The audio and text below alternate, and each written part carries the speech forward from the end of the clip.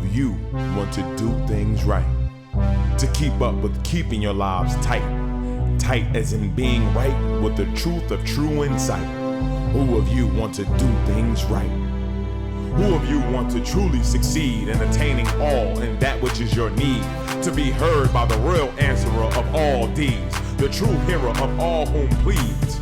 Who of you really want to bow down to the true King of Kings commanding the crown? To worship the one that ever rules alone, commanding everything of creation from the seat of its throne. Pure. How many times did she commit had the thought? See, people think that the act is the sin. How many times she made love in her mind? The act of mind is part of the sin. You understand what I'm saying? Yeah. So we have to learn what a sin is. The sin is not the act. The sin started in the mind first. Right. Okay? But if we don't know that, we think we holy and thou because we haven't committed the act. But how much of our mind has influenced somebody else to commit the act? Right. Yeah. You know? So there's things that we have to think about. We have to really look and stop thinking that somebody else has the key. You have the key as an individual. Right. Yeah. You have the key. The Lord didn't leave you keyless. It gave you the key as well. Well, you know, the key, it's like this here. You have the lock, I would like to say. Okay. You have the lock. The lock is in you. Right. And the key is in the divine words. Right. And the thing about it is that if you got religious people turning you to material beings on this earth and saying they are supreme existence, like they said about Jesus being the only begotten Son, he had to be a supreme being on earth, if that's the case, okay? How do you judge to say an individual who was created is a supreme existence? Only the Creator can state who that supreme existence among man is.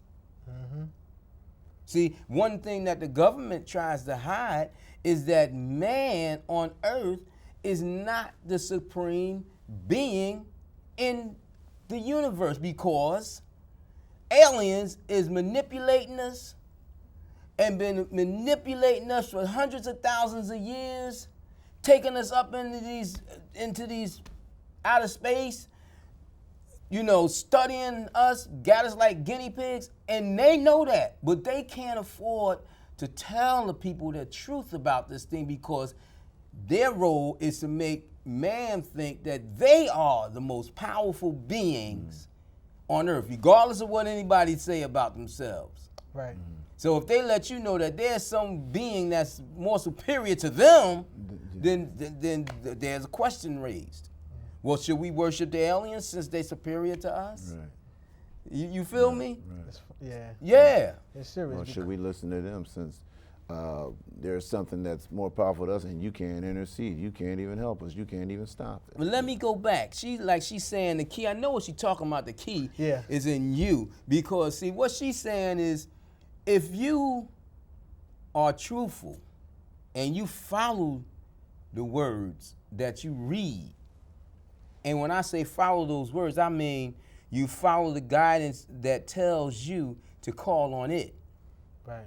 So that it can cause you to understand what it sent down. Right. Yes. You see? Because one thing most people in the United States of America, amongst our people especially, mainly, don't realize, don't understand, is that when they read the Bible and the Holy Quran and these different divine books and what have you, Upanishads and, you know, and all the rest of them, they're reading translations. Right. Translations that some man or woman wrote out for them.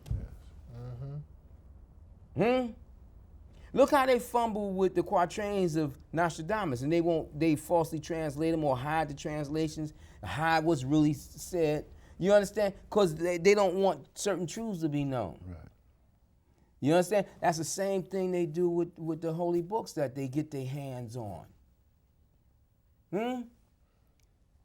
They're into their own manipulations. They manipulated. I hear things being said now, man, that things that Allah has given to me over the years to say, and I hear brothers get up here and say these things, man. I said, wow, look at this here. A little twist, you know?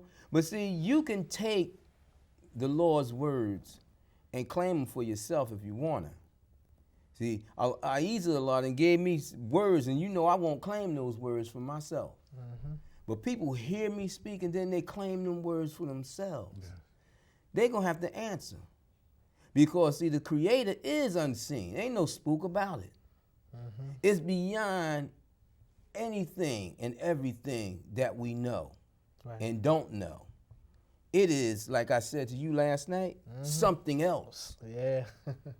It is something else. What is it? It's something else. We don't know what it is. It's something other than everything. Now, so you got men who are not aware, and they will play games and call themselves a supreme being. Pattern themselves after other men for power. People ask me, why don't I do that? Why don't you do it, man? You could. Do you know if you just get a church? Do you know how many people you could get? Man, I ain't out here trying to get people. I'm out here trying to get a word. People is problems. I'm trying to get the truth to the people because the Lord commands that, you know, this truth be given. Yeah, the people supposed to be gathered. And part of my giving that word is to gather them. But my aim is not to get numbers. I'm not going out falsify information that I've been given just to get numbers. And I'm not going to try to, you know, brothers made a statement. They said that the Lord, and this sounds just like it's coming right from a Christian minister.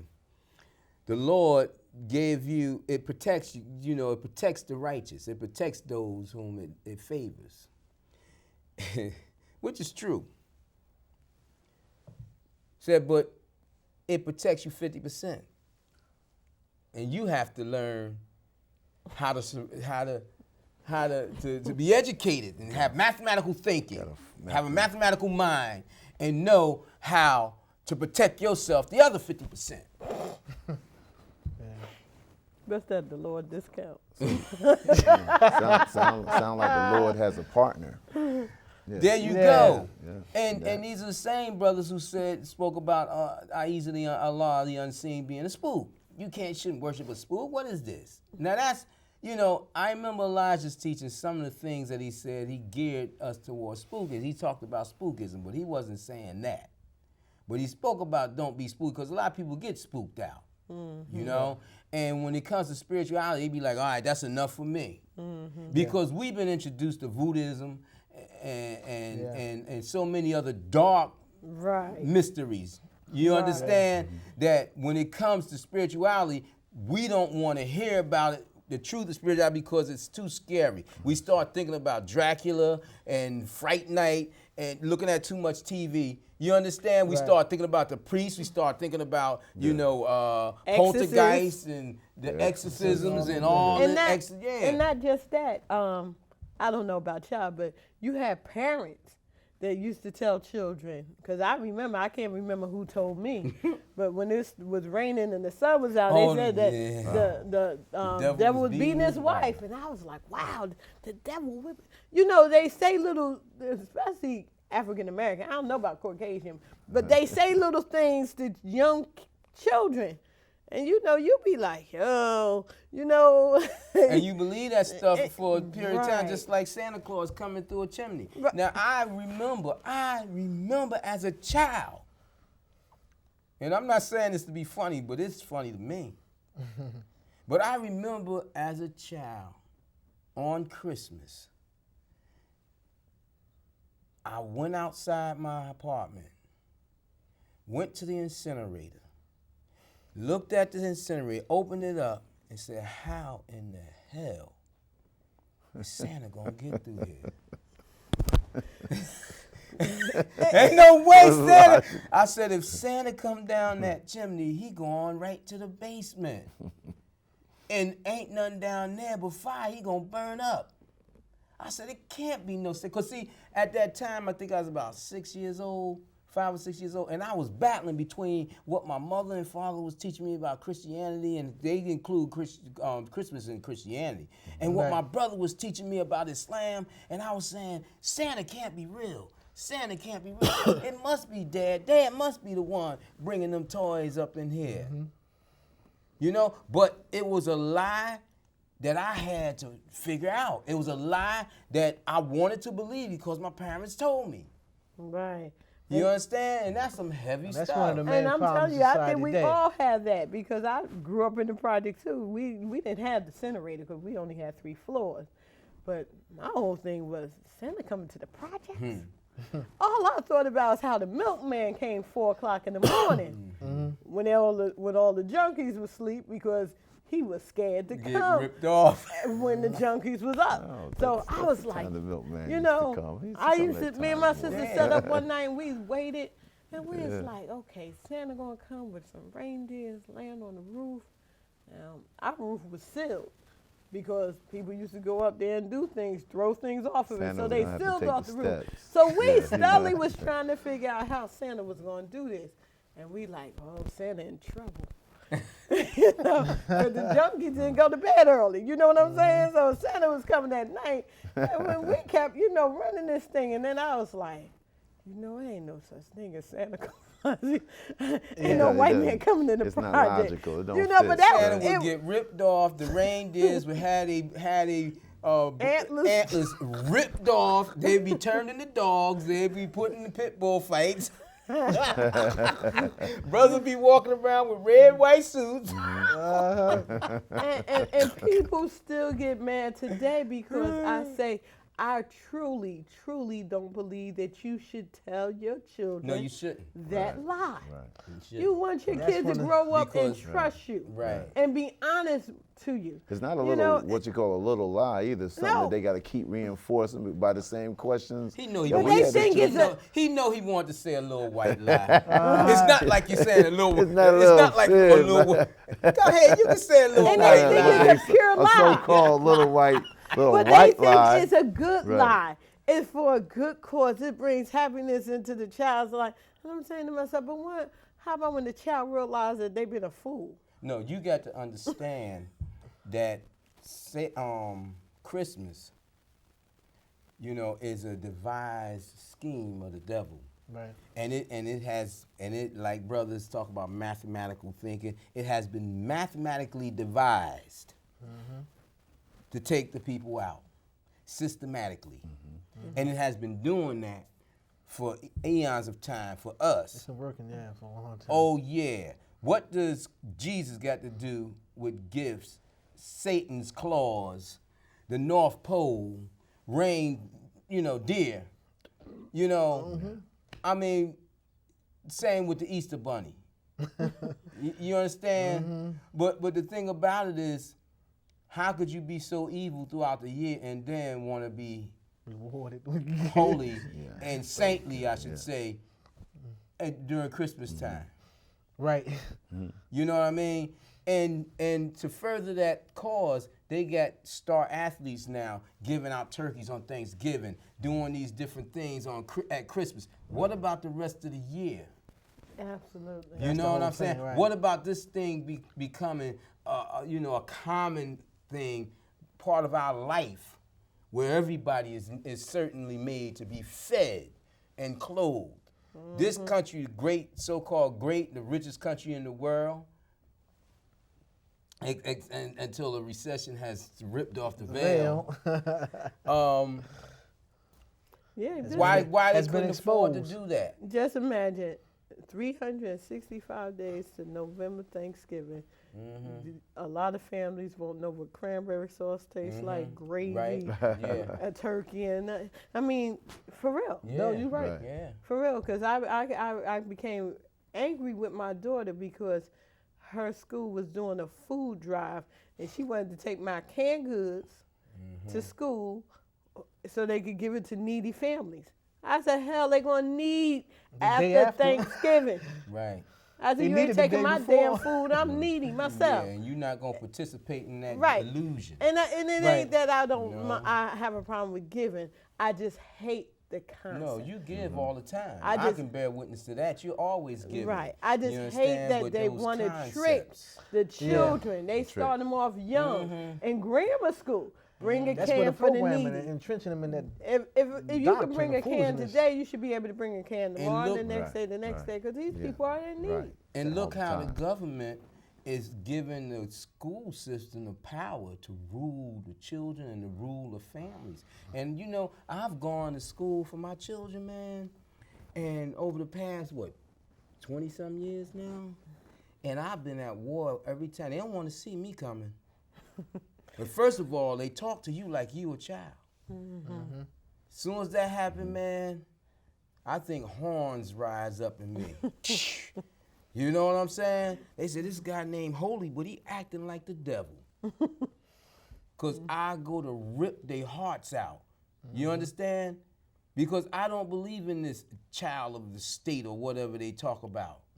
You understand? All belongs to the Lord Most High. You understand? If the Lord give me something as a child as my responsibility, that's my responsibility. Right. Right. You understand? And you're not gonna tell me how to raise that responsibility if I find that I'm doing it right. You know, just like a child getting in a fight. I remember my mother used to tell me when I was a kid, when I was a young child, all the time my mother always told me when guys come to jump me and do different things to me, you shouldn't have fought back. You should have went to the police. Mom, while I'm trying to run to the police, I'm getting my butt beat. Well, what happened? I kicked all 5 of them's butt. You see, these people today is telling the children in school that you should not defend yourself. Yet and still, when you get 18 years old, they want to take you and put you into the service to defend this nation. Right. And they want to take good young men, good men, and make them police officers, paramilitary, to defend the localities and a lot of these guys are cowards, chumps. You know, and when they get the gun in their hand, they don't know how to act. And they go beyond what they should go to in their authority. You know, so it's man. Yeah. You know, so it's like, you know, it's pathetic how they're going into the schools. They must have got this from Hitler. I don't know, but they're going into the schools and they're trying to rule your families. They're trying to rule the people through the children. Yeah. You know, and me, I'm not standing for it. I go to a principal and put them right in their, will I? Yes. Put them right in their place. I'm gonna say, look, you talking to a real man. Don't bring that to me. And I start telling about my personal experiences in school with teachers and how they abuse their authority. You know, how they misused and abused me. I said, you think that I think that these human beings has changed? You're not gonna, don't even run this off on me. And this, you know, the sad part about it is, you know, they think that when your child is in their care, that you lose your rights. Yeah. You know, I don't take him to the school with me because, you know. No more. It gets kind of rough in there, but, you know, I had an experience the other day. I had to go to school, and, you know, I went in there, and I told her, no, I didn't want to meet with the parent yet. I needed to talk to her, and I told her, you might want to call the Orange Police, because that philosophy of telling my children that if somebody hits you, to go tell the teacher, no, somebody hit you, you hit them back, then you let the teacher know. I told her, I'm not raising no gentle man. I'm raising men. I said, my sons is going to be leaders of their family. My sons is going to be taking care of home. My sons is not going to be subservient to a woman being their ruler. So they wanted, then she said, well, you're going to have a lot of problems. I said, well, I'll take the problems. But you in the state is not going to tell me how to raise my children. Because, see, once my children leave them and they'll mess them up, who got to deal with them? All passive. You know what I'm Yeah. saying? You look at the brothers in jail. don't think the school system didn't contribute To them going to jail. Yeah. to them going to They jail. contributed in every aspect of the way. And the thing about it is this. You get these real passive people, right? And then you give them authority. Their minds ain't even right. Right. You know, I remember when I was in the police academy, we had about 75 guys up in there, right? I was only African American, so-called African American, black up in there. And they asked how many of us has had over 5 fights. First he said, who has had one fight in their life, or hadn't had one fight in their life? About 60 of them raised their hand. About 60 of the guys raised their hand. They had never had one fight, one skirmish in their life. They are trained to be police officers. Wow. Yeah. They said, how many have had at least 2 fights? A couple of guys raised their hand. By the time they got to 5, I'm the only one who's raising my hand. They could have went up to 75, 85, and I'd have still been raising my hand. Now, how they expect these people to come and have a balance with these roughnecks out in the world? That's why you have all these shootings. That's why you have all this police brutality. That's why I had a guy follow me. I came out of Summit once. She was, it was some years back. She was pregnant. And President, who was that, Bush or Reagan? I think it was Reagan. It was some years ago. Was in town. I come out of Summit, and a cop come out of some other town further up, because he come off 78, I come around 24. Right. And he's following me, but he's on the medium. And I said, Rabbi, this guy look like he's following us. You know? He followed me all the way down to Irvington. When I crossed over, that's when he got right up on me and came out. He didn't know where he was at. When he came up, I seen he was a young officer. I said, oh boy, this a rookie. The way he looked, Caucasian. And he told me to get out the car. Then he tried to throw me on the hood of his car. Well, you forgot he drew his gun. He drew his gun, yeah. And then he tried to throw me on the hood of his car. Right? Now, I'm not afraid to say I got an ego. My thing was nigga, because he was a nigga. See, nigga to me, Mr. Sharpton, I was about to ain't say that. with dark skin. Mm-hmm. He's not going to throw me down on this car. And I'm saying, listen, brother officer, I'm a retired officer, blah, blah, blah, blah, blah, blah, blah. He ain't want to hear it. He called to make the call in, because he wrestling trying to put me down. I said, you're not putting me on this car. Now, why you stopped? I want to know why he stopped me. He couldn't tell me why. He called and made the call in, and before he could finish making the call in, she got out of the car. She pregnant like this. He turned that gun on her and was shaking. I yelled at him, and he put it back, put it in his holster. I yelled so hard at him. And then I told her to get back in the car, but she refused to get back in the car because it was a crazy stop. Mm-hmm. The bus up and everything came and stopped, everybody looking. The man didn't even know what town he was in. He was so nervous he kept his hand on the walkie-talkie. And he was asking me where he was at. I was cursing him out. I was telling him off. And I was speaking police talk. I was just ripping him apart for being out of his jurisdiction when he first started, following me, and telling him where he came from, telling him where I came from, what's wrong with you, why are you down here, are you excited about the president being in this vicinity, and the whole 9 yards. He had called in the wrong license plate.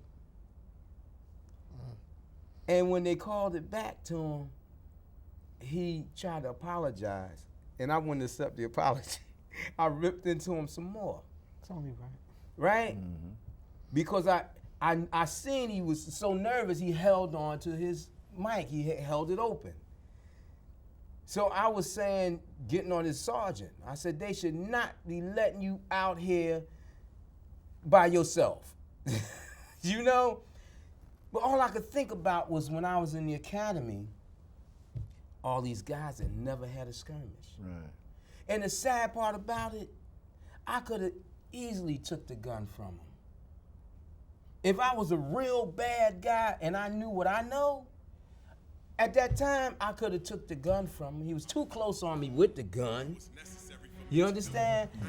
But this is what we have, you know, in this unbalanced situation of our life. With police authority, educational system, and the whole 9 yards. Illusion is covering it all up. You know, so Maybe wow, y'all can world come is. visit me on Urban University and we can continue this here conversation. Good. Wow, I see the time is close, coming to an end. We want to thank you for tuning into an I Had Moment of Calm Before the Storm. If you want to reach us by correspondence, you can reach us at Post Office Box 8795, North New Jersey. Who 07023. of you want to do things right? To keep up with keeping your lives tight. Tight as in being right with the truth of true insight. Who of you want to do things right? Who of you want to truly succeed?